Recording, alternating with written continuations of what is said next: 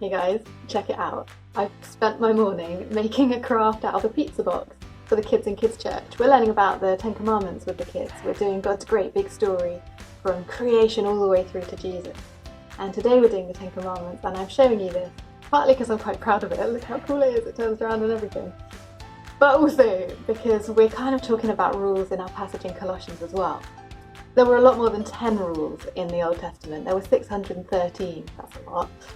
And then the religious leaders added more on top of that because they were so worried about breaking the actual rules. Have your parents got any random rules for you that don't really matter, but they're kind of there to stop you breaking other rules? Maybe, it kind of depends how strict they are. But when Jesus came along, he changed everything. Now, some of those rules in the Old Testament, we can probably agree are still valid. Worship only God. What else have we got in here? Don't kill. That's probably still a good one to follow.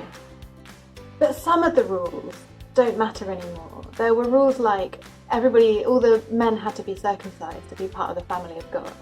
That doesn't matter anymore. There were rules about what you could and couldn't eat and what you could and couldn't touch, and things like that.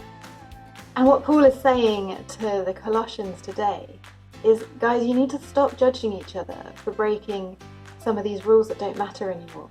Salvation comes through Jesus. We get to be friends with God and part of his new creation because Jesus took our punishment. He died on the cross and he rose again and he defeated death and sin and all of that stuff. And so what matters now is our heart for him. What matters now is our friendship and our unity with him and our willingness to live the life that he designed for us. Some of these rules don't matter anymore, and Paul is kind of saying to the people, stop giving each other such a hard time about things like what you can and can't eat and what you can and can't touch, and focus on the things that really do matter, like how much you love God, how willing you are to follow him and his design and his plan for your life. And my prayer for us is the same, that we'll be able to recognize and understand what does matter to God, and that we'll be able to take hold of that salvation and new creation that he invites us into.